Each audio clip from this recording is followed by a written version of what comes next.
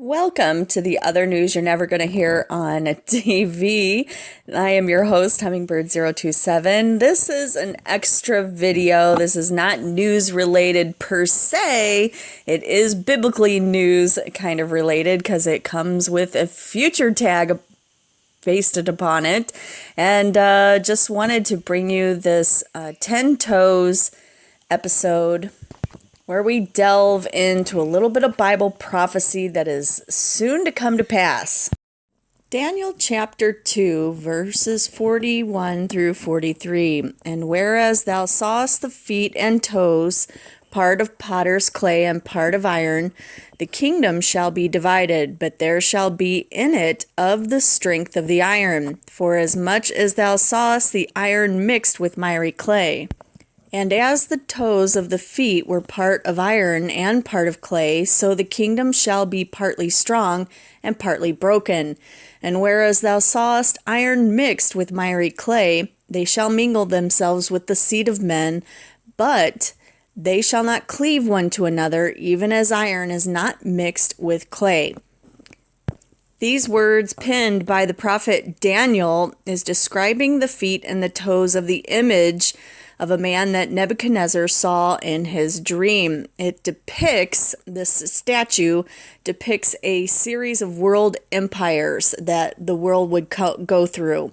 Starting with Nebuchadnezzar's was the top part, the golden head. The feet and the toes of this image have revealed the last world empire that will culminate man's final attempt to control all of humanity.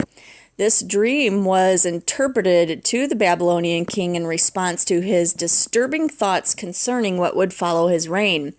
The dream that was sent to him by Yahweh was revealed to him or unveiled what the unfolding government types of history that would see upon the earth, especially what came after his rule.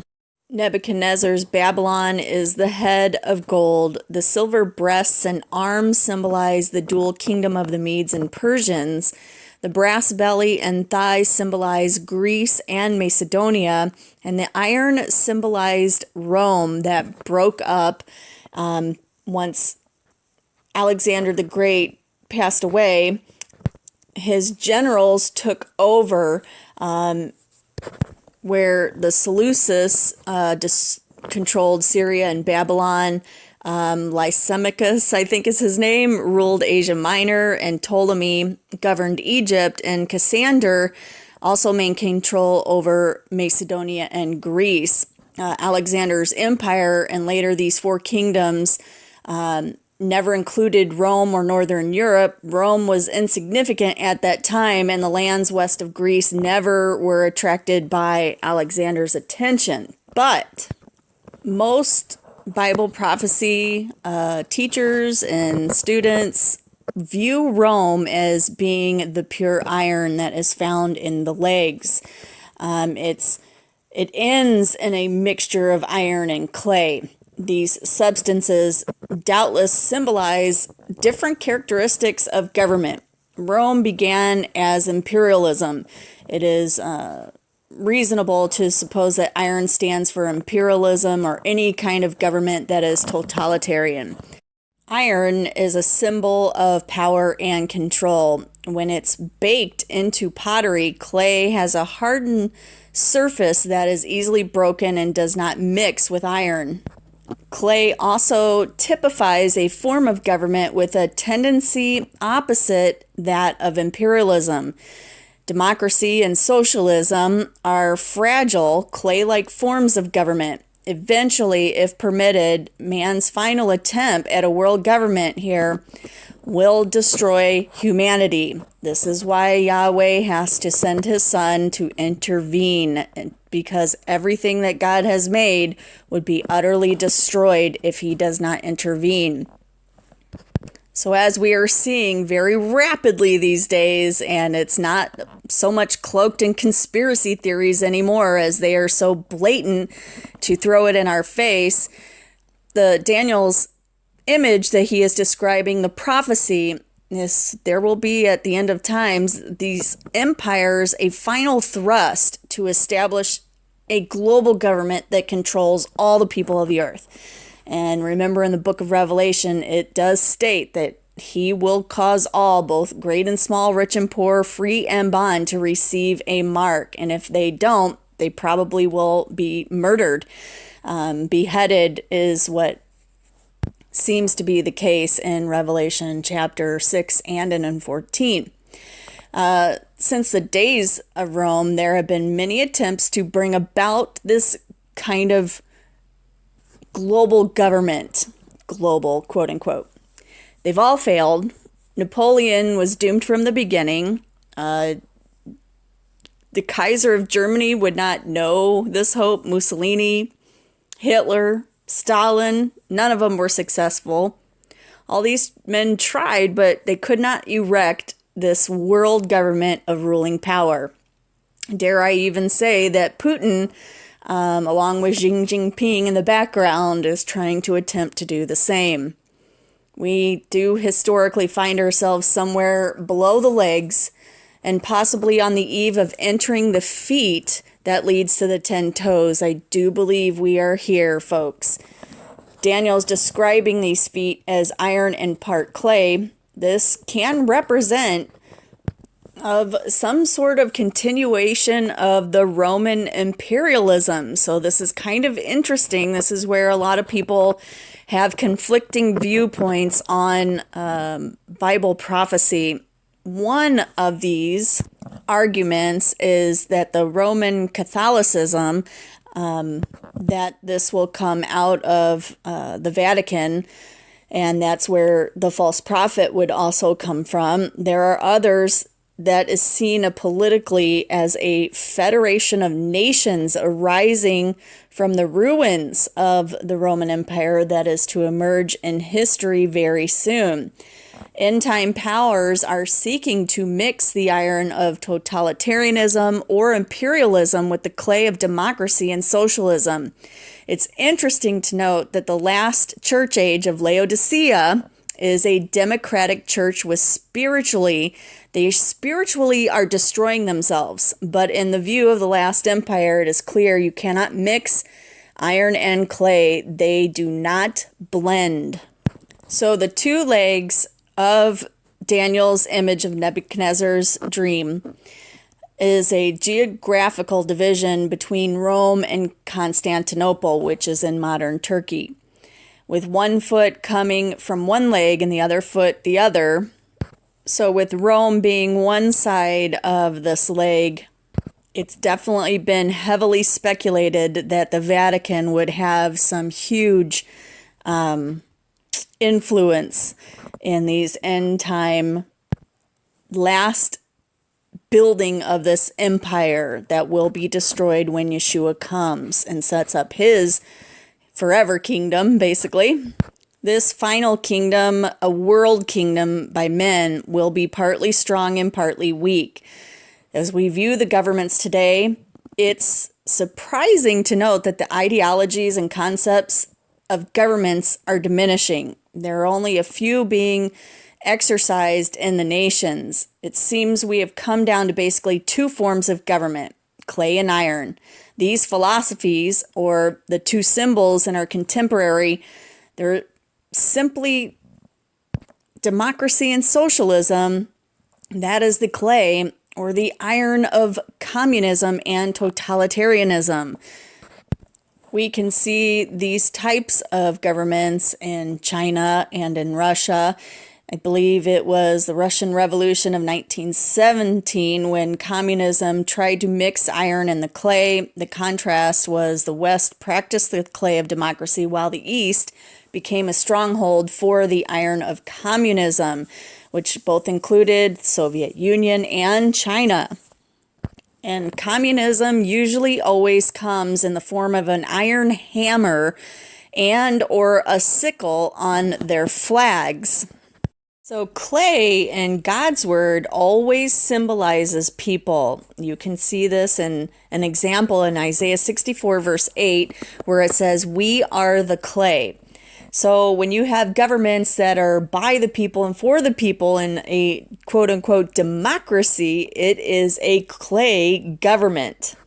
They are typically the weaker forms of the government because they do not have the strength of the iron, which represents the strongman, totalitarian military dictatorship.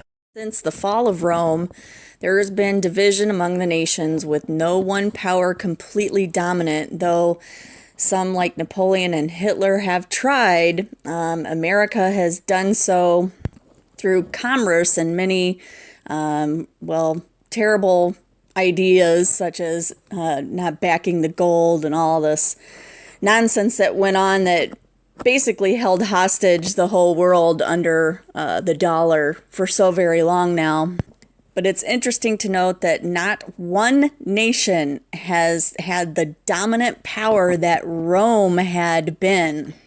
Got to remember, folks, Rome lasted like 1,000 years. So Daniel chapter 2, verse 42 says, "And as the toes of the feet were part of iron and part of clay, so the kingdom shall be partly strong and partly broken." Apparently, it could be that God thinks that democratic governments are weak and broken. Many Bible teachers and students have said that the kingdom, the Antichrist world empire, will literally be the revival of the Roman Empire, the old Roman Empire. Now that we see this east-west division in the world today, they shall not cleave one to another. Iron does not mix with clay. So, however, it's coming. A soon-to-arise empire of the devil-possessed dictator will be known as the Antichrist, and for a very brief period of time, will be able to unite these iron and clay nations together, these dictatorships and so-called democracies, and rule the world, perhaps even under the United Nations, and these 10 nations will be united under the Antichrist. And although the kingdom will be mixed of iron and clay, he is going to make it pretty much all iron, uniting them with his iron hand. And Daniel 2 and 44 tells us, "And in the days of these kings shall the God of heaven set up a kingdom which shall never be destroyed, and the kingdom shall not be left to other people, but it shall break in pieces and consume all these kingdoms, and it shall stand forever." The stone that smote the image in verse 34 is Yeshua, and this great mountain that fills the whole earth, Daniel 32 and 35, is none other than the millennial kingdom of God, Christ's kingdom on the earth. You can see this in Micah chapter 4, verses 1 through 3. Christ will set up his kingdom on the earth in the millennium, the end of the battle of Armageddon. So let's go back and think about iron again. After the fall of communism, the new form of political iron began to emerge in the land of the ancient empires, the Middle East, and in parts of Europe. This new form of political iron is found in the spiritual and political powers of Islam, especially the strict form of Islam called Islamic Jihad. This new concept of the iron has been arising against the Western nations. While Islam is stronger in the East, democracy is stronger in the West. As the war against fanatical jihadists and terrorists have increased, the Western democratic powers attempted to create Islamic democracies in Iraq, Pakistan, Afghanistan, Arabia, and even among the Palestinians and Israel. All failures. And Biden's Afghanistan was the biggest blunder perhaps in all of human history. Within the Islamic struggle, another battle has emerged as Muslims have continued to fight against Jews and Christians. In nations where strict Islam is followed, Islam has repeatedly persecuted and murdered Jews and Christians. It's important to realize that when the struggle to mix iron and clay begins, it is a sign that the soon final 10 toes of Daniel's image are emerging. As we look at Europe and the Middle East, much of the land of ancient Roman Empire, the hope to mix these opposing views has unfolded in unexpected ways. While the clay democracies of America and Britain have led the charge to transform the Islamic world and create a peaceful coexistence among the Islamic regions and religions and nations, this failure to mix is rooted in the ideology of Islamic militants and strict followers of Islam that reject the intermingling of liberal democratic ideals with their strict observance of Islamic law and tradition. They believe democracy is too open-minded in its acceptance of vices and carnality. Sadly, secular democracies allow, even promiscuity, alcohol, drugs, and sodomy, and all these things that are forbidden in the Muslim countries. It's really sad when a supposedly Christian country has decriminalized sodomy, and I do believe, if I get my dates correct, it was around 1984 and 1986. It was what was the name of it? Bowers versus Hardwick. That's what it was in 1986. The Supreme Court did reverse that decision back in 2003. I haven't really kept up with it on there, but yes, folks, this is the reason why, one of the multitude of reasons why God is bringing judgment upon America, and why other nations, like Islamic nations, seem to be more righteous than us supposed Christians are, which is very embarrassing. I suppose it's with the times and these days, the growing individualism or existentialism and its new cloak of what is called postmodernism. Man lives by his monetary passions and lasciviousness. Sadly, this is the way the laws are being passed today in the U.S., and the pressure of the increasing riots and the revolution by certain segments of society manipulate the moment for their desired change, along with all the disinformation that's peddled by our governmental leaders, the fake news media, the popular literary writers.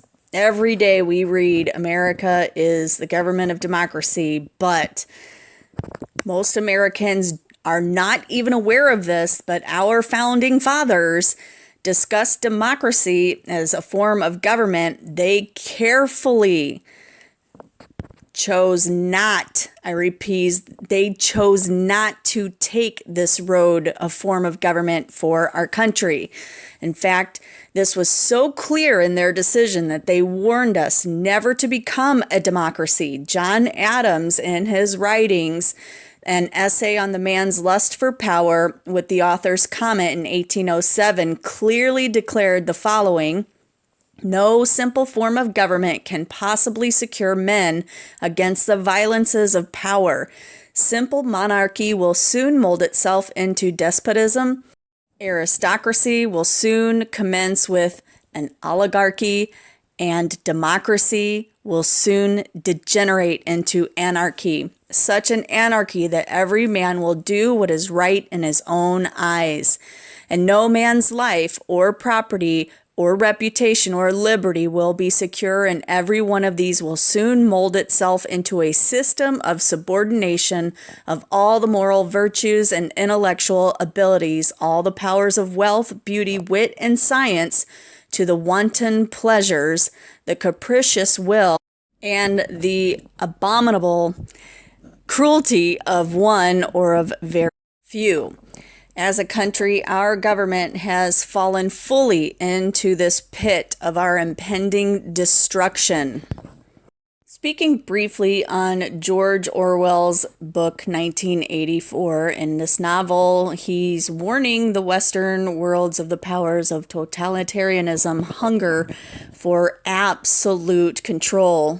And he understood that totalitarianism cannot be fully functional until capitalism is completely dead and collectivism is established. Capitalism has not died as quickly as he predicted, although they are really getting close to doing that right now. We are within 6 months I believe, of seeing a digital currency come to take place. They're even talking now about having a digital ID where basically you're not going to be able to buy or sell. Eventually this is coming. It's coming really quickly, though. It's not in the far future. It's in our near future, where you're not going to be able to buy or sell or to continue to have a job or anything, be able to have a mortgage payment, nothing, pay your rent, unless you have this digital ID, and it's coming quick. They said by September they're going to make their decision, or whatever they're going to do. It's coming quickly. Since they came up with this pandemic, we have never witnessed, at least in the United States, such dictatorial decisions being made by immature, foolish, and irrational leaders who have risen within the ranks of the godless to become leaders of this nation that was once under God, under Yahweh. We ask the question and wonder, how did such godless, American-hating, imbecilic individuals enter the forum of leadership in our country? They have slowly but methodically made their way up the ladder of political power to rule collectively our country. And now our nation is becoming very quickly a welfare nation.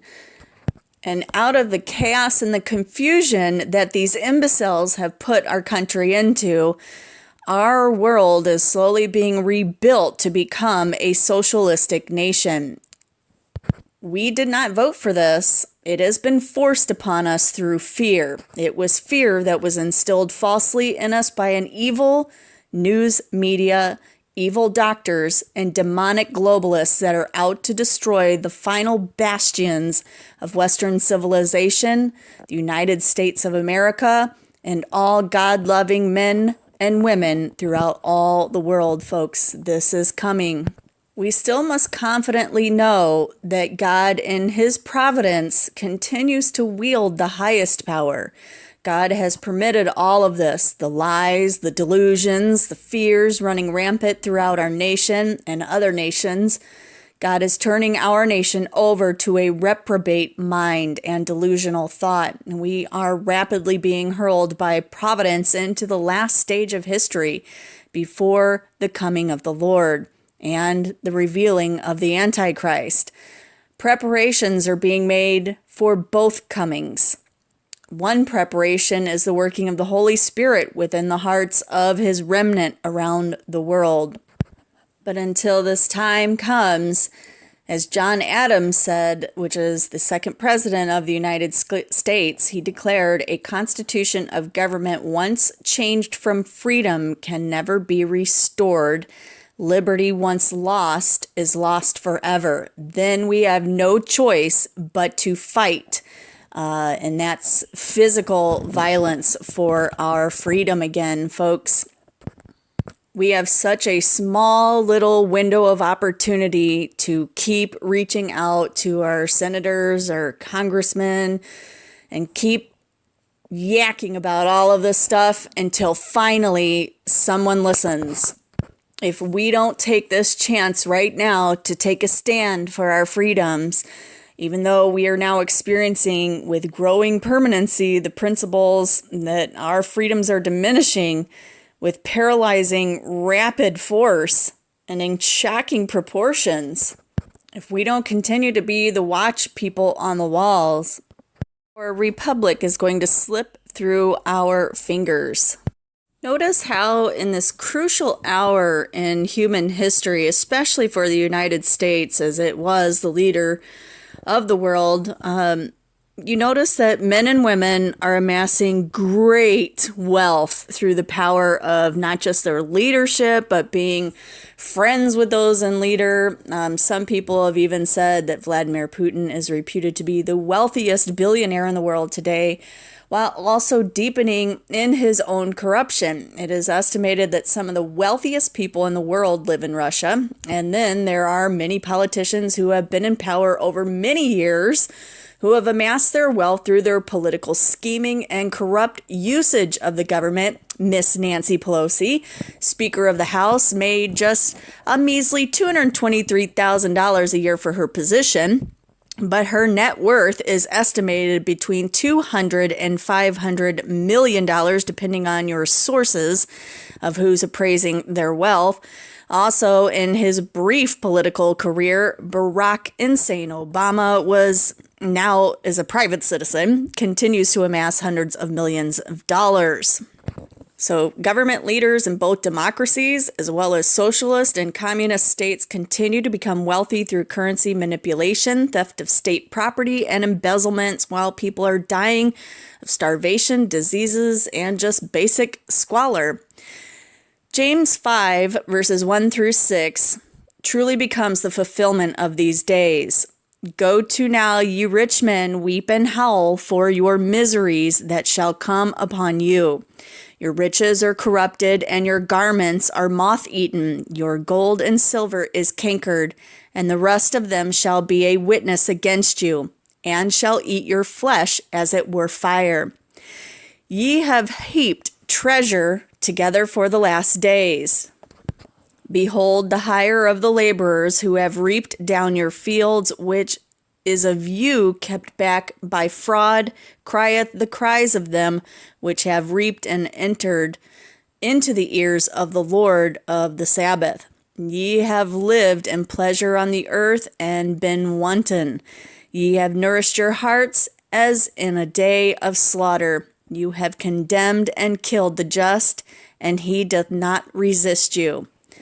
The founders of America created a constitutional republic where power would be divided among the people, the state governments, the federal government. At the federal level, power was again divided across executive, legislative, and judicial lines. Power was then limited again, not only by the written constitution, but by brief terms for those who held office, and the colonies came together believing collectively in the God-given rights and freedoms of each individual. Not only did our founding fathers study the civilizations of the past 30 centuries, all the way back to the Greeks and Romans, their experience of the founding of America was in no way a precedent of forming a world government of totally diverse peoples. It is one thing to have people of colonial America come together in federation against an oppressive power. It is another thing for the United States of America to merge with a world government where Muslims and Marxist dictators stand as equal to our government, surrendering our sovereignty unto a global consensus. But this is what is being presented, even pressed upon by creating fear and concerning our lives and our families, and they're doing it all in the name of safety and security.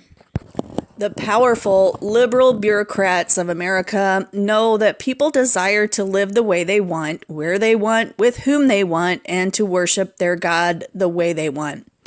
These desires drive the social engineers of the deep state government towards great anger. They fear losing control of the people to direct them into what the elites feel is best for them. But because human government can never really change people's hearts, they lean towards massive military force and an equally massive police power in order to control what the leaders believe is best for our society. The coming world government is going to have an immeasurable cost, not only affecting our finances, but also our liberties and personal lives.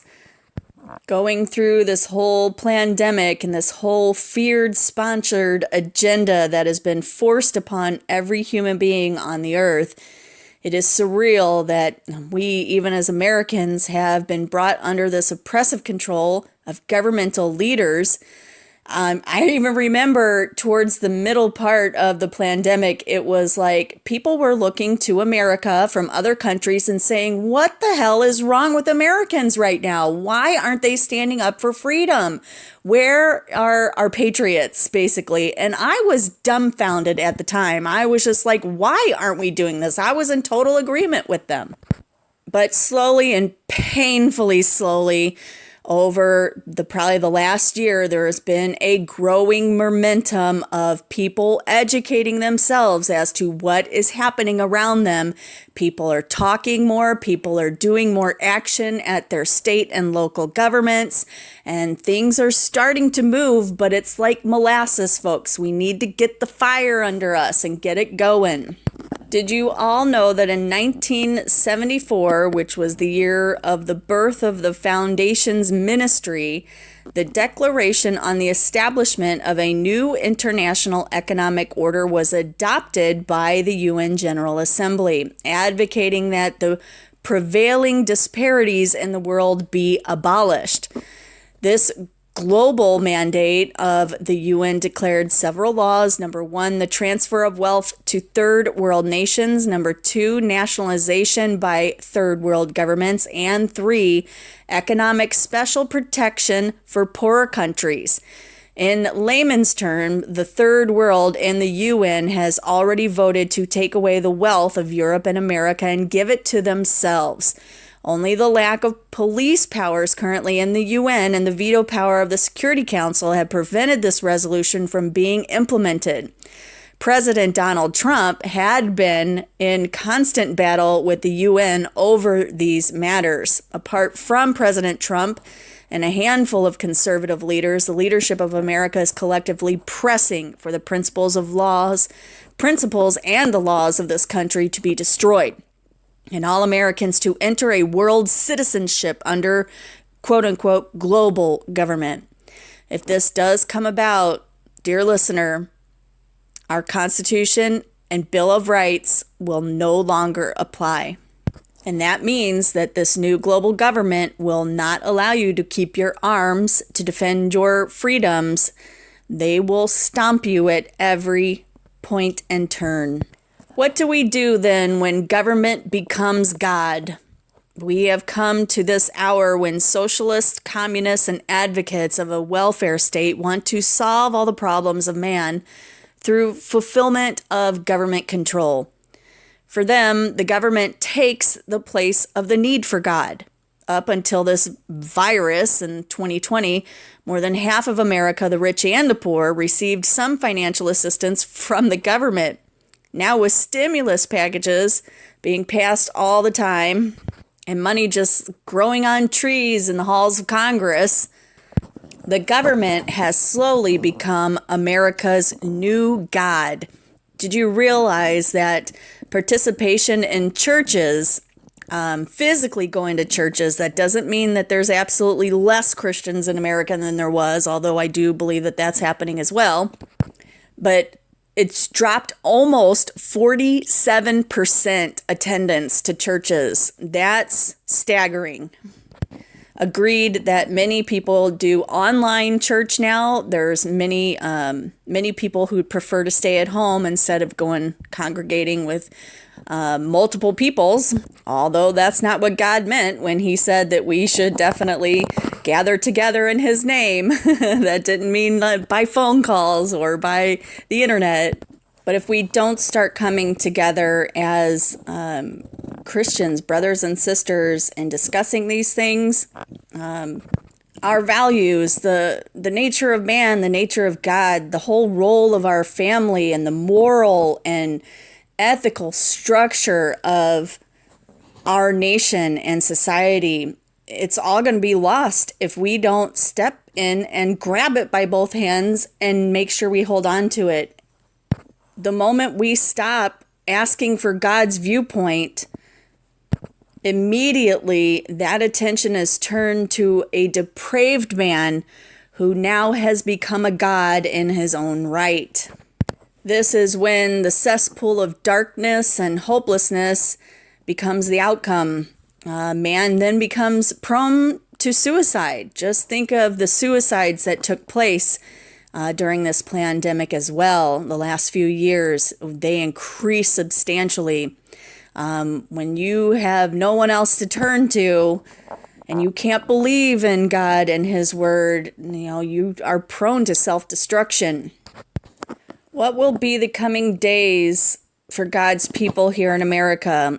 These testings of the waters have already commenced. These actions are unprecedented that we've been seeing in our history. The powers that be have confronted the very God of heaven and a man's conscience before his God in this matter.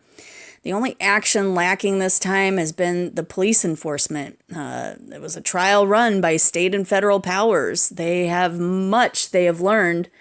They're going to be back again with police state enforced next time, folks. I even dare say it, that you're going to start seeing white hats running around in America, in our very cities, as we quickly descend into starvation, bread lines. You're going to see a ramp up of riots and an escalation of violence in this country. And folks, don't be surprised when you see the white hats, the UN soldiers, coming in to our cities and towns and states. This cost is going to be higher. The test will be greater for God's people. In these days nearing the rapture, we must be prepared to make decisions that may cost us our very lives, but we should not sacrifice our God. As the 10 kings start rising right now, it's time to start thinking about the Antichrist, where he's going to crop up from, if we're going to be here to see it. Daniel does prophesy some things about him, so you'll be able to know who he is when he comes to pass. In Daniel's prophecy, we see that transgressors will come to the full. The word transgressors is from the Hebrew word pasha, and it means to break away from just authority, to trespass, apostatize, quarrel, offend, rebel, revolt, transgress. Basically, it refers to the coming of the anti-Messiah who will break away or revolt from Yahweh's authority and cause unparalleled offense. Daniel, who prophesies about this anti-Messiah, does have great insight into dark sentences. In the Hebrew, the phrase dark sentences refers to a puzzle or riddle. He will be receiving astonishing insights from Satan, the father of lies. And it's important to remember that in the beginning, Satan was full of wisdom. Ezekiel 28, verse 12. It is never wise to underestimate the adversary. Though this unholy beast Satan alliance, this man of sin, will deceive the entire world and in the process wreak worldwide chaos and mayhem. The words wonderfully comes from the Hebrew word pala, a primitive root meaning to separate or distinguish. This individual will be the greatest adversary of Yahweh this world has ever seen. Even while Adolf Hitler and Joseph Stalin mercilessly murdered millions of Jews and others, the persecution from this man will be far greater and without historical equal. He will be empowered by the evil one himself and will possess an arsenal that will destroy millions upon millions, even into the hundreds of millions. These will be believers as well. In addition to the persecution that is coming to the church, to the saints of the Most High, this beast would cause craft to prosper. The word in Hebrew is derived from mirma, which means subtle deception. While we learn from Revelation that he will maintain his power through war, he also achieves authority peacefully through deception and fraud. Once he achieves power, he will make war with those who oppose him and exalt himself above all mighty ones, including Yahweh, the Father and Creator of all things. However, at the end of his reign, he will be broken, destroyed without hands by the Prince of Princes, Yeshua the Messiah. And most everybody else understands that he is going to be signing a 7-year covenant with Israel. That is a huge deal. That is one of the things that's going to mark him as the man of sin, or the anti-Messiah. However, during the middle of this covenant, the 7-year covenant that he signs with Israel, he's going to sever his agreements. And this power grab starts the 3.5 years of the Great Tribulation, the last half of the 7 years, the 70th week of Daniel, found in Daniel chapter 7 and 25. You can also find it in Revelation 12 and 14. When this occurs, he will cause the sacrifices and the oblations to cease or end. So during this time, between now and when this happens, the third temple is going to be rebuilt, folks. That's another big warning that we have right now. And Jesus even warns us of this in Matthew 24:15, when ye therefore shall see the abomination of desolation spoken of by Daniel the prophet stand in the holy place. Whosoever readeth, let him understand. Then let them which be in Judea flee into the mountains. This ultra slick con artist will come to power without conflict and deftly employ flattery. The word flatteries in the Hebrew is halakha. Sorry if I botched that up. It means something very smooth or treacherous, a treacherous spot, figuratively a blandishment. As you see in chapter 8 of Daniel, he does not come by force, but by smooth speech. Undoubtedly, this man will profess peace, but his intent will be war. Speculated that once he obtains his tyrannical position and then breaks the covenant that he has made in Daniel 9 and 27, if we read in Daniel 11, especially in verses 23 and 24, and after the league made with him, he shall work deceitfully, for he shall come up and shall become strong with a small people. Folks, I've been tossing around the idea for several months now. There is this idea that there is going to be a nation that grows substantially. The Bible, I can't find any mention of what this nation is actually going to look like, what peoples are going to be involved, but it's going to be a nation that seemingly the anti-Messiah is going to be ruler over, and it's going to be a small nation that grows really big, really quick during the 7-year tribulation. So in verse 24, he shall enter peaceably even upon the fattest places of the province, and he shall do that which his fathers have not done, nor his fathers' fathers. He shall scatter among them the prey, and spoil, and riches, yea, and he shall forecast his devices against the strongholds, even for a time. So it's suggested that the anti-Messiah's geographical location could actually be known by the fattest places of the province. The word fattest in Hebrew comes from mashman. The primitive root is shaman. It means to shine. It's by causatively or by analogy, oily or gross. Shaman has been interpreted as a place that is rich in oil or petroleum, perhaps corresponding to the oil-rich Middle East. I have a lot of different thoughts about who the anti-Messiah is, where he comes from, his nationality, this and that. There are lots of questions that not only I, but everybody has. I definitely lean more towards that this person is going to be transgendered in some way, or seems to not have the desire for women, as is stated in Daniel 11 and 37. Neither shall he regard the Elohim of his fathers, nor the desire of women, nor regard any Eloah, for he shall magnify himself above all. I do have my speculations on who this person could be, but again, it's just a hypothesis. This person is a male and probably dressing as a transgendered female, or even have extremely feministic type of characteristics even, which is why he is so into flattery. But again, these are just speculations, folks. I'm just throwing some little thoughts out there for y'all. Either way, it is extremely important for believers, even unbelievers, who this stuff is going to affect you guys too.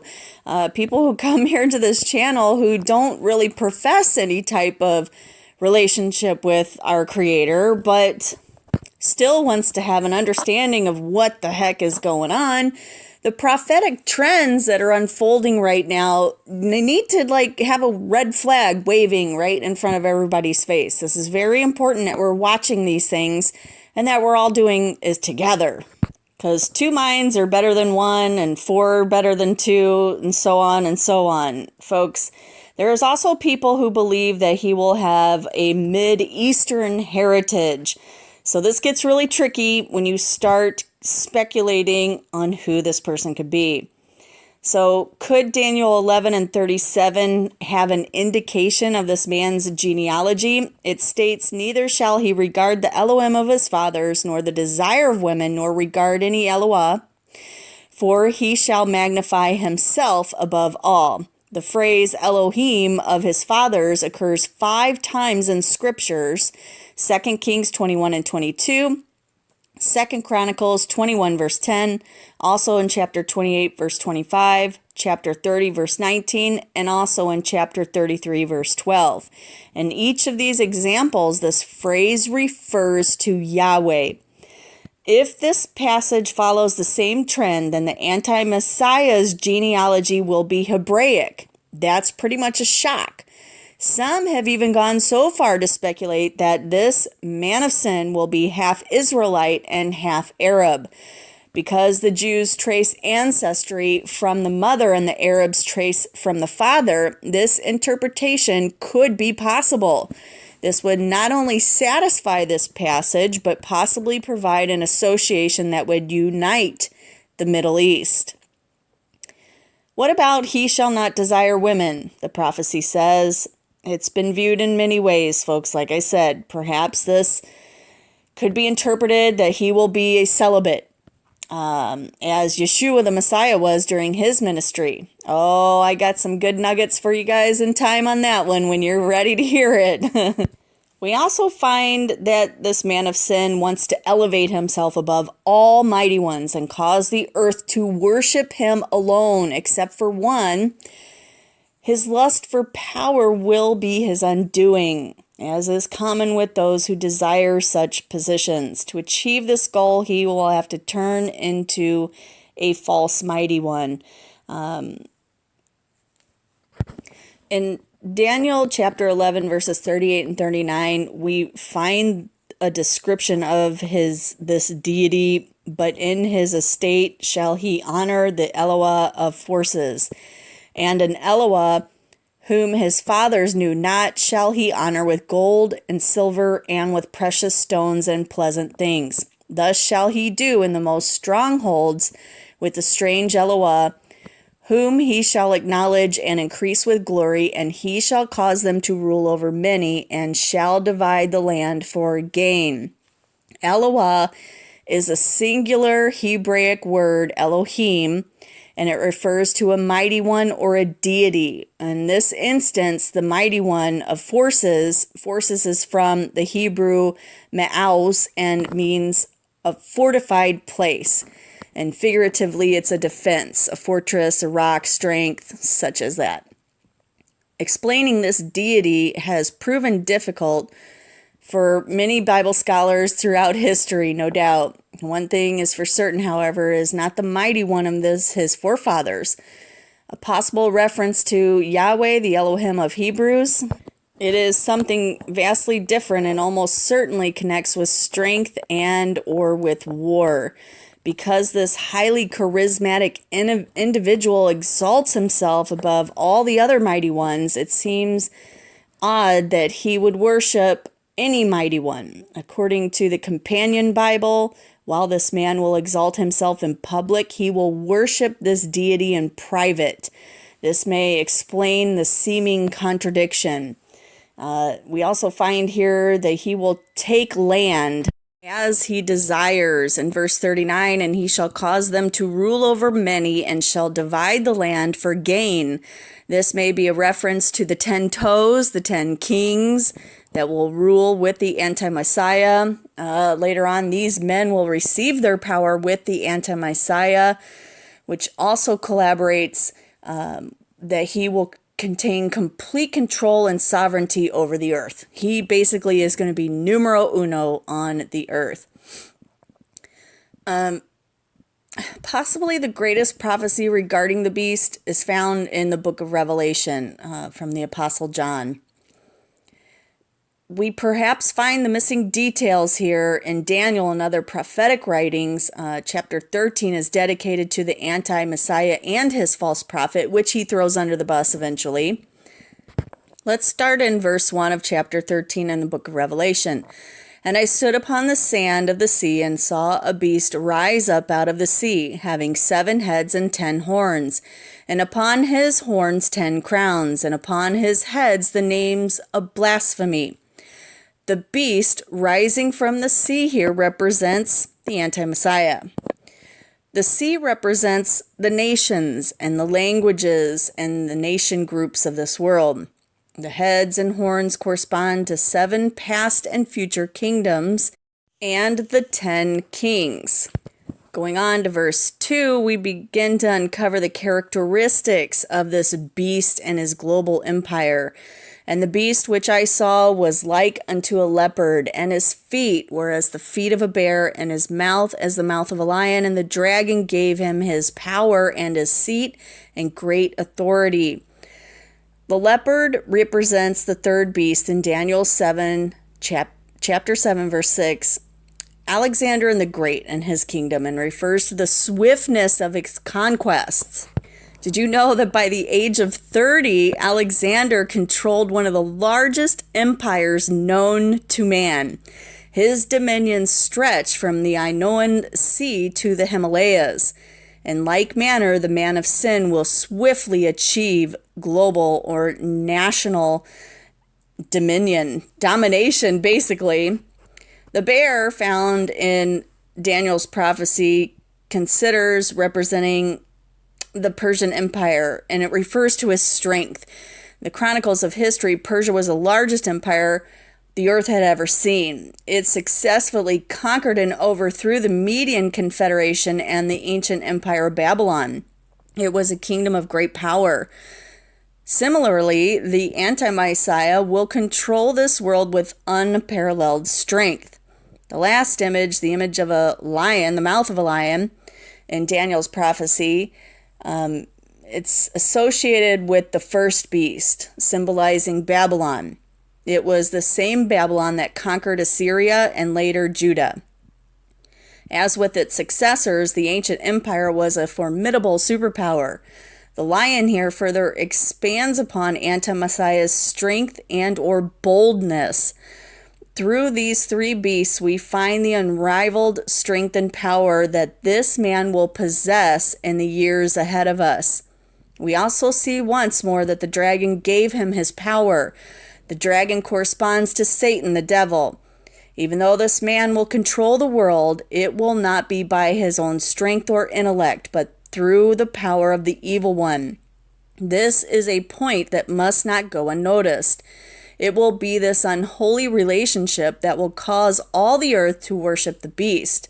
Revelation chapter 13, verses 4 through 8 says, And they worshiped the dragon which gave power unto the beast. And they worshiped the beast, saying, Who is like unto the beast? Who is able to make war with him? And there was given unto him a mouth speaking great things and blasphemies. And power was given unto him to continue 42 months. And he opened his mouth in blasphemy against Yahweh, to blaspheme his name and his tabernacle, and them that dwell in heaven. And it was given unto him to make war with the saints and to overcome them. And power was given him over all kindreds and tongues and nations. And all that dwell on the earth shall worship him, whose names are not written in the book of life of the Lamb, slain from the foundation of the world. Unlike Daniel's description of the anti-Messiah, John of Patmos prophesies that he will be a man of war. Daniel's prophecy also speaks to his rise of power. While we find here the method by which he will maintain power, this fact again rules out the popular notion that the man of sin corresponds to the papacy, which is why I say that the Pope is the false prophet. He is not a man of war, but a religious figurehead. That's all he is a bauble puppet head standing on his high porcelain kingdom and spouting off all of his socialistic idealisms there. So there's no way that you can truly say, and I do believe this, probably 98% of it, is that the Pope, this person, this man of sin, will not come from the Vatican itself. There are 2% of my theories that could actually cause a Jesuit priest, some crazy Jesuit priest out there would actually fulfill it. But like I said, it's only 2% of my thoughts go in that direction. Most of it agrees with what I have just dished out here for you. Who's the second beast? In verse 11, we find another beast similar to the first. And I beheld another beast coming up out of the earth, and he had 2 horns like a lamb, and he spake as a dragon. And he exercises all the power of the first beast before him, and causes the earth of them which dwell therein to worship the first beast, whose deadly wound was healed. And he does great wonders, so that he makes fire come down from heaven on the earth in the sight of men, and deceives them that dwell on the earth by the means of these miracles, which he had power to do in the sight of the beast, saying to them that dwell on the earth that they should make an image to the beast, which had the wound by a sword and did live. This second beast represents the false prophet in league with the anti-Messiah. This man is depicted by 2 lamb's horns, possibly indicating his attempt to counterfeit the Messiah. He also speaks like a dragon, symbolizing the demonic influence of Satan. He is able to exercise all the power of the first beast, like the anti-Messiah. The false prophet will be able to show great signs and wonders, such that cannot be explained by human logic or reasoning. Through these signs, many will be deceived and led astray. It's for this reason that Yeshua's first warning in his Olivet prophecy was, "Take heed that no man deceive you." Our Savior knew that the greatest danger to his saints during this latter time was deception. Because of these miracles, all the earth will follow the first beast. The purpose of the false prophet is to mislead the world into following the anti-Messiah. Folks, if I'm accurate in my depiction of Francis being the false prophet, we're going to see him pointing towards the anti-Messiah, saying, this is the guy you need to follow and worship. I mean, we're already seeing this false prophet Francis do some terrible socialistic, nightmarish claims that he is making. Not only is it bothering people in Catholicism and people like me who are having jaw-opening moments with the stuff that's coming out of this guy's mouth, even the cardinals are like, we need to get rid of this guy right now. And that article came out just last week, the third week of March, and I will get to that in a newscast here soon. Francis is actually telling people that they have to follow this great reset.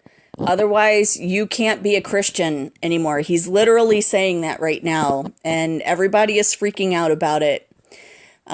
This man's miracles will be like nothing seen before, which means that this false prophet is going to be given special powers by Satan himself in order to shock many people. And one of these shocks to many people will be that scripture indicates is that he will make a statue live and thereby deceive them that dwell on the earth by the means of those miracles which he had the power to do in the sight of the beast. He will say to them that dwell on the earth that they should make an image to the beast which had the wound by a sword and did live, and he had power to give life unto the image of the beast, that the image of the beast should both speak and cause that as many as would not worship the image of the beast should be killed. And this is the great carnage of the Great Tribulation. Some folks don't know about this yet. There's this thing called the giant, and you can Google it yourself. It's basically this ginormous 13-story foot void figure that they have put LED lights all over this thing, and they can turn it into any image they want. They can make anything on it. You'll have to Google it yourself to see this thing, but this is not far from the truth, folks. This is coming. This is happening. Some are even claiming that the statue will resemble Nebuchadnezzar's image of Daniel, and it's to be used for the same purpose. Others say that it will be similar to the statue of Zeus or Jupiter in Rome that Antiochus placed in the holy place. Whatever the parallel, we find again that this man will perform a mind-boggling miracle that will deceive millions. This miraculous image will be the catalyst leading the masses to worship the first beast. Those who refuse will be killed. While we are unsure of the details, we do know that some will pay the ultimate price for refusing to compromise their beliefs.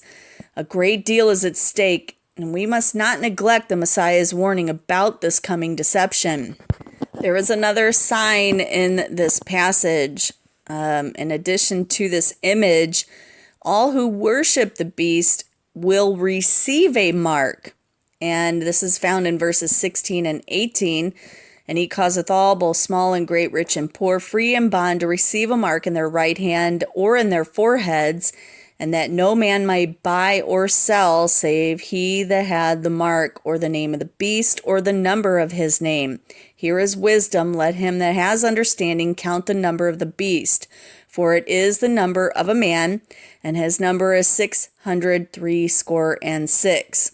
There are some debates that the original, I think it's Greek translation, was actually 616 was the actual discovery made by a professor who went and actually looked at the Qumran scroll and translated it, and it was 616 and not a 666. So, folks, that's up for debate as well. Like the image of the beast, the meaning of his mark has been debated for centuries. The word mark derives from the Greek charagma, which means a scratch or an etching. It's a stamp or as a badge of servitude, a sculptured figure such as a statue. Some believe that this mark corresponds to a barcode or some type of permanent mark, while others believe it's a computer microchip. I mean, you can even get into the depth part of it all, that it's a DNA chip that can be read by facial recognition. That's why it's put it in the forehead. It's because now facial recognition is being used in every nation on the earth. And just say, for instance, that people who get caught up in war don't have a right hand anymore. Where else are you going to put it? In the forehead. That's easily identifiable. The purpose behind this mark is more important than what it is. Without this special identification, a person will not be able to buy or sell. If we're ever told that we must receive a mark, whether it is a barcode, microchip, or something completely different on our hand or forehead, we should proceed with extreme caution. This is your eternal soul on the line here, folks. Imagine not being able to buy food for your family, or being unable to purchase life-saving medications for your child. We just went through the last 2 years of this pandemic. We just went through a very small trial run of this, where we saw people in France, in Spain, in Australia, in Austria. If you didn't have the little VAC card, you couldn't get into the grocery store to buy groceries. Folks, they would not even sell you things to save your soul at any hospital. They wouldn't provide you care. Folks, it was getting really intense. So in this scenario, what would you do? Would you sacrifice your faith and agree to the mark to feed your children, to save yourself, to get that transplant, that kidney transplant? What would you do? It's a very real scenario, and it's coming to pass sooner than you all think. We may find ourselves up against in the very, very near future. When this day comes upon us, how are we going to respond? In the great tribulation, sacrifice will be required. In those times, it is incumbent upon the elect to remain faithful without compromise, even unto death, folks. It is better to lose your life than to lose your soul. In addition to the anti-Messiah and his false prophet, we find another critical prophecy involving 10 toes. Who are these shadowy figures that are found in Daniel, Revelation, and in the Psalms? The 10 toes play a pivotal role with the man of sin at the end of this age. All right. Briefly looking back at the legs of iron, the fourth beast with its 2 legs of iron is one of the most well-known kingdoms in the history of man. It is the Roman Empire. It's speculated by many people it was 500 to 1,000 years, depending on how you want to look at all that. Anyway, the iron symbolizes the strength of this kingdom, while the legs represents the Eastern, also known as the Byzantine Empire, with its capital in Constantinople, in the western division of its empire, and the capital was at Rome. Byzantine Empire at its peak controlled parts of southeastern Europe, southwestern Asia, and northeast corner of Africa, Syria, Jordan, Israel, Lebanon, Cyprus, Egypt, and eastern Libya and Turkey. Constantinople was established by Constantine, from whom the name is derived, the capital of the Roman Empire in 330 CE, and is now Istanbul, Turkey. The Grand Empire would exist for 1,000 years until its overthrow by the Ottoman Turks in 1453 CE. If we start tying members of the European Union to these 10 toes, you have to remember that there are currently, I believe, 27 member states in the international organization, which it defies scripture. That's not applicable. So in Daniel chapter 2 and 41, the clay and iron symbolize both division and strength. They somewhat cohere, but at the same time are divided. Just as iron and clay do not adhere well to each other. Strength comes through the iron and weakness is in the clay. As we see in Revelation chapter 17 and 15, the image of the sea in Revelation 13 symbolizes people and multitudes and nations and tongues. Therefore, the sea here represents the anti-Messiah's vast empire, which will include people of different ethnic groups, nations, and languages. The 7 heads represent 7 past and future kingdoms from which this man's empire will rise. This interpretation can be verified from reading Revelation chapter 17, verses 9 through 10. The 7 heads are 7 mountains on which the woman sitteth, and there are 7 kings, 5 are fallen, and 1 is, and the other is not yet come. And when he cometh, he must continue a short space. The word mountain represents a kingdom. At the time of this prophecy, 5 of these kings or kingdoms are fallen. This may refer to Egypt, Assyria, Babylon, Medo-Persia, and Greece in reference to the one that is, undoubtedly is Rome. This last kingdom likely comes from one of the previous, based on the geography of the Grecian Empire, from which the anti-Messiah may arise, according to Daniel 8 and 23. Like I said, it's a maybe, we don't know. These many references to Babylon in Revelation chapter 14, verse 8, chapter 16, verse 19, chapter 17, verse 5, chapter 18, verse 2. This last kingdom does likely refer to Babylon, which the location of Babylon is in the modern country of Iraq. It's actually, Babylon is one of the World Heritage Sites now, declared by UNESCO. And folks, unbeknownst to many Americans, but we've been pouring hundreds of millions of dollars into Babylon, no joke, to rebuild it for over a decade now. It's quite amazing, actually, what's taking place under our noses. So this leads us to the 10 horns. In addition to the 7 heads, The 10 horns correspond to the 10 toes of Daniel. Revelation 17 verses 12 through 13, and the 10 horns which thou sawest are 10 kings, which have received no kingdom as yet, but receive power as kings 1 hour with the beast. These have one mind, and shall give their power and strength unto the beast. These horns denote 10 kings that will rule with the anti-Messiah. Notice that these kings have received no kingdom as of yet, but will with the beast, the anti-Messiah. From this prophecy, it's possible that the territory that these men will receive has not yet been established. It's also the purpose and intent of these 10 kings. They will be united and will give their power and strength to anti-Messiah. The Greek word for power is dynamis, or might, or force, or strength. It also means delegated authority, and the text indicates that their power is provided by the anti-Messiah. From this, we can discover that the 10 toes of Daniel likely represents 10 vassal kings. It could even be from the Arab or Middle Eastern descent, which will give their allegiance and support to the man of sin, which will likely also be of Middle Eastern descent. So here's a scenario I want to throw out to you. Think of it as of this recording in the end of March 2022. There is a great power shift in the world happening, and Saudi Arabia has basically said, we are going to abandon the petrodollar and we are going to start buying yuan, Chinese backed currency. Gold-backed currency, which they do have an abundance of right now. I think it's like 2,000 times more than they had like over 20 years ago.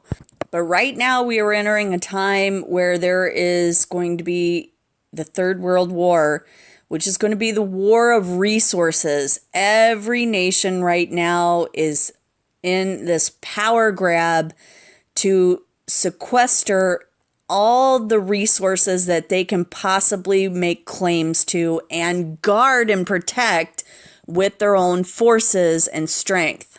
Just in the last year or so, we've seen Saudi Arabia starting to buy arms from its neighbors to start supporting their own military strength. They are growing in power under King Salman. I myself lean more towards the fact that these aren't all going to be Middle Eastern descendant kings, but they are going to be a mix of not only Arab nationality, but also of, European descent as well. Like I said, this is going to be the 10 toes. This is the mixing of iron and clay. You are getting both the Middle Eastern descendants and their kings coming from that side. And then you're also getting the 5 toes of the clay or the democracy type and their side, and they're mingling together right now. Either way, all of these despots will enslave the world to anti-Messiah. Those who defy them will be put to death. This is definitely has the tendency for Islamic type of religious scheme. If you think about Sharia law, if they implement Sharia law throughout Europe and the Middle East and everything, with their Messiah come, oh yeah, it's going to get bad. Christians are going to die by the millions because they will not tolerate any other God but their false God that rejects their being a son of the Most High. We read in Revelation 20 verse 4, and I saw thrones, and they sat upon them, and judgment was given unto them. And I saw the souls of them that were beheaded for the witness of Yeshua, and for the word of Yahweh, and which had not worshipped the beast, neither his image, neither had received his mark upon their foreheads or in their hands. And they lived and reigned with Messiah 1,000 years. Notice here that the saints will be beheaded for not worshiping the beast and his image. While it's not exclusive to a specific ethnic group or religion, beheading is common among Islamic extremists. Just saying. This is one more indication that the man of sin, along with his 10-toed confederacy, will more than likely be leaning towards the iron side of the 10 toes. which arises from the Middle East. They will have the strength and the power to really beat down the people. Also in Revelation chapter 17, verse 16, we see one more prophecy that involves the 10 toes. And the 10 horns which thou sawest upon the beast, these shall hate the whore, and shall make her desolate and naked, and shall eat her flesh and burn her with fire. That's extreme, folks. The kings of the earth will commit fornication and will burn the whore with fire. This also comes again back to my thought that this anti-Messiah is some sort of transgender type of person, or could very well be a Shiite militant psychopath, because it's the same language. They hate the whore. They make her desolate and naked. They eat her flesh and they burn her then with fire. A lot of people think that Revelation 18 verse 3 speculates that this whore is America. I have issues with this of the highest order, because America is not Babylon. Babylon exists in Iraq. It is a real place, and there are real people living there who are ready to make it erect any day now. And I am basically stating here that it is my belief that this small nation that this anti-Messiah may raise up and come back from may actually be in Iraq. It may actually be Babylon, which is in Iraq. I don't know, don't quote me on it, because I'm just guessing at this point, but this is an educated guess. I'm not like coming here and just splurting out nonsense to waste your life and your time. But there is mounting evidence that this is actually the truth. It's crazy. But all of a sudden, could it be that Babylon was struck in the head? You know, the first beast was Babylon, right? The head of the image. I'm just saying, folks, it's all kind of coming together right now, especially now that we are so close to watching these things come to fulfillment. If America would be a part of this Babylonian system, she would be a daughter of Babylon, which no way absolutely references Revelation 18 verse 3. For all nations have drunk of the wine of the wrath of her fornication, and the kings of the earth have committed fornication with her, and the merchants of the earth are waxed rich through the abundance of her delicacies. So folks, you've got to think about this. We're right ready to go into famine and starvation and having bread lines in every nation on the earth right now, and we haven't even entered the 7-year tribulation. Okay, so hear me out. The first 3.5 years may actually get back to a form of normalcy in the earth and throughout the nations. We can see this because after Isaiah 17 comes to pass, and Damascus is destroyed for basically forever. It's just demolished. It'll never be rebuilt as a city. Israel is going to be prospered. Their lands are going to increase. Their borders are going to increase. And they are going to enjoy their safety and security without walls, without bars, or without gates. They are going to be living in a delusional nightmare that they are safe and free from all of their enemies now, that it's all good.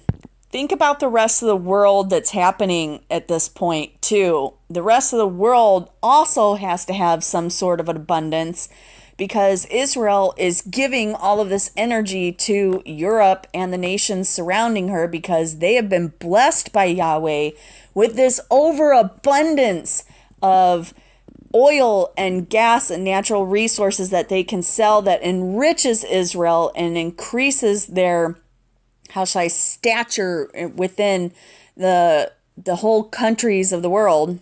There's going to be a time of prosperity that's coming out of this nightmare that we seem to be heading into right now. It's really weird.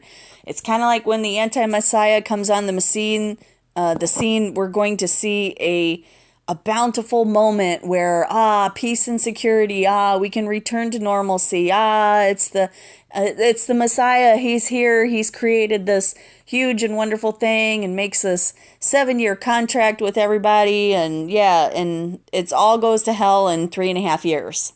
Now think about it. If this beast, this anti-Messiah, comes on the scene, comes out of obscurity from some unknown place, and starts just gathering everybody under him through flatteries and all this stuff, and everybody wants to be a part of where he's at and what he's doing. And so even the false prophet at this point will be like, hey, I'm on board with that. Your ideals are right aligned with what I've been preaching about here. I'll be on the forefront. I'll be your guy. I'll be your spokesperson. Let me be out there and do all this. Then Revelation 17 and 16 comes around involving these 10 toes, and all of a sudden they all kind of agree at one point that they don't need the false prophet anymore. They've got all the power that they need. They've accumulated everything that they wanted to accumulate, and all they're now is waiting on their 10 crowns to be kinged, basically. And so they destroy the false prophet. They just totally obliterate him and throw him under the bus. And although I see that these parallels between this mysterious woman, this harlot, and America, they are very fascinating, but I still believe now that there is indication in Scripture that a new nation is coming upon the scene, and it's going to be raised up very quickly, and it's going to be emboldened through this anti-Messiah's agenda and his efforts, because we see that he's giving all of his money that he gets from conquering all these nations round about where he's at. He's giving all of his money to his people, and his people are becoming in wealth, and just this massive amount of transfer of wealth at this point. This nation literally grows by leaps and bounds within a 3.5-year period. It is astonishing, and I believe this is what is coming. So yes, I do speculate that Babylon of old may actually be the one that's being resurrected, that's come back to life. But when you see all these things come to pass, and hopefully the faithful at this point won't be here to watch this come to pass, but those who may be listening to this video in these days ahead, these kings, the 10 toes in Daniel 2, symbolize the same thing as written in the 10 horns in Daniel 7 and Revelation 17. When these arise, these final 10 kings or kingdoms or world powers, however you want to look at that, in the end of their days, when the Antichrist finally unites them all, Yeshua comes back. He returns, and he destroys all man's kingdoms. All the kingdoms of this world become Yeshua's at that point. He will crush them and just sweep them all away to where there is no government of man left anymore at all.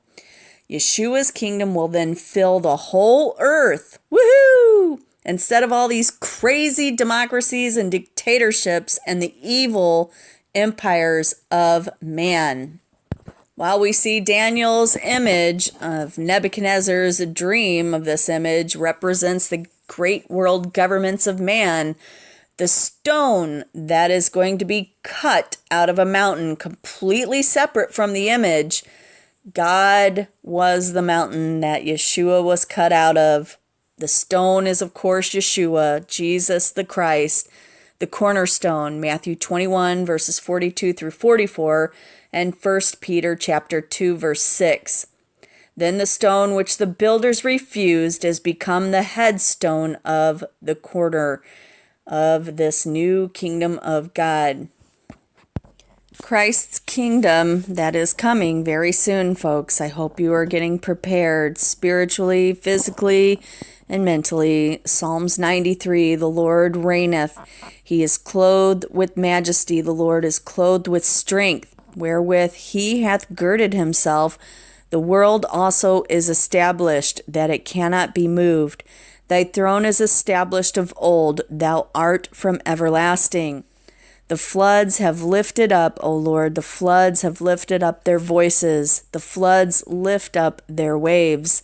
The Lord on high is mightier than the noise of many waters, yea, than the mighty waves of the sea. Thy testimonies are very sure. Holiness becometh thine house, O Lord, forever. Amen. I hope this message has blessed you, folks. It's time to get the word out. It's time to not be silent anymore. It's to stand up and stand for freedom. Love you all so dearly. Maranatha, everyone. Look up. He's coming soon.